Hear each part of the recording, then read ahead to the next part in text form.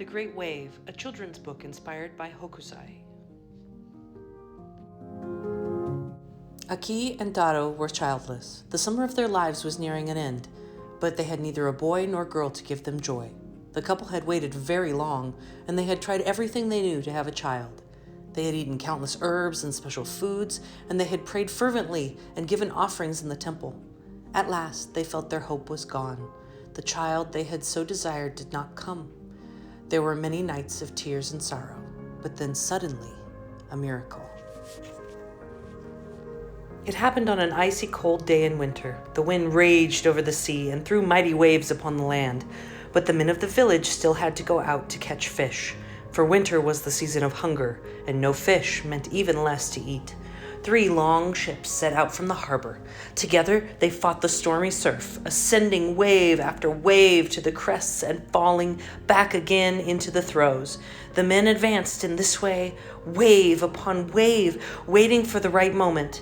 They had fish to catch, whatever the cost. Then, just as they prepared to throw out their nets, an enormous wave rose up in front of them. It rose like a gigantic creature opening its foamy mouth, greedily swallowing up everything before it. Fishermen, nets, boats, everything. The men held their breath in fear, clinging to the ship and ducking down. Some even closed their eyes. When they looked out again, the wave had broken. The brave fishing group had been spared. Soon the sea was as calm as the men's silent relief. But this quiet was penetrated by a small, angry cry, and Taro was heard to shout, "Look, that wet bundle there is a child, a brand new life. The wave has set it down in our boat." Taro's heart beat more wildly than all the drums in the world together. He took the baby boy in his arms, and the crying child fell silent. Taro smiled. The child, so long awaited and so long hoped for, had arrived at last. Years passed.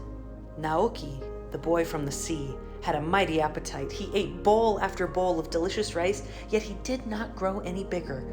Now his 7th birthday was drawing near, and he had barely grown an inch. Aki was worried. Would he always stay so small? And Taro often thought, how could he ever be a proper fisherman? But the wise parents had come to know patience. Maybe their child did not want to grow. Maybe they only had to wait a little longer. Wasn't it a great joy just to hold such a tiny life in their arms? Naoki waited to grow as well, while all of his friends shot upwards, faster than bamboo. The boy often sat on the trunk of an old pine tree that stretched its branches out over the water. As he sat, Naoki's thoughts drifted across the sea, coming and going like the water's ebb and flow. The thoughts tormented him with hundreds of questions. Why am I not like the other children? Why did I not come from my mother's belly? Did a woman or a mysterious wave bring me into this world? Who is my real father? Who is my mother? Whom should I truly love? One day as he was sitting on his tree trunk, Naoki spied a beautiful fish beneath him. Its scales shimmered like silver, and it swam back and forth excitedly as if he wanted to speak. The boy leaned down, and the fish smiled at him. He leaned down further, and the fish called out his name. Then Naoki leaned as far as he could and fell headfirst into the sea. Underwater, the fish seemed enormous. Its impressive whiskers were curly and black, and its voice rich and strong. "Hello, little man. Come with me. I know who can answer your questions." Naoki swam behind him as if he too had fins. As the boy and the fish got farther from shore, their surroundings changed. The water became darker and colder, and the current stronger and stronger. Naoki clung tightly to his friend just to keep going. "I thought everything was nice and calm under the sea," the boy said to himself. "I thought you could collect coral, hide among the water lilies, play with starfish, and find lost treasure." But the silent fish could not hear Naoki's thoughts, and the two dived deeper and deeper into the dark underwater world. Then, without warning, they plunged into a whirlpool, and Naoki was seized with panic. With all his might, the boy pulled at the fins of his scaly companion. The fish reared up and swam more slowly, at last coming to a stop.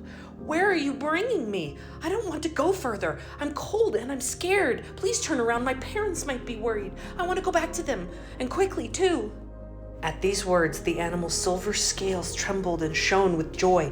The back of the fish lengthened and began to move like a wave. Its body became larger and larger, sprouting mighty feet with golden claws from its fins. The fish had turned into a dragon.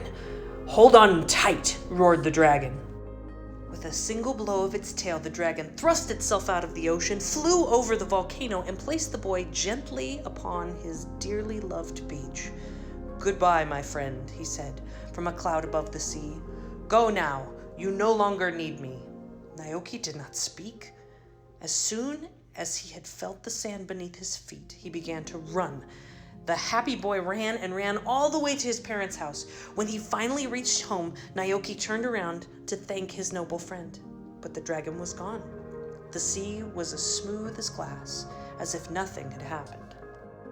Now it is spring, and today is Koen no Boise, a children's festival. 1,001 carp fish float in the wind, their bodies made of humble cloth.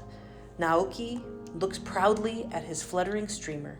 It swims in the wind, side by side with those of Taro, his father, and Aki, his mother. All three seem carried by a great wave filled with love. Joyful laughter is everywhere, for Naoki had grown bigger. The end. Hokusai made The Great Wave as part of a picture series called 36 Views of Mount Fuji. You can also hear The Great Wave in a musical piece called La Mer, The Sea, by French composer Claude Debussy. Debussy once said that Hokusai's colored woodcut inspired him to write this piece.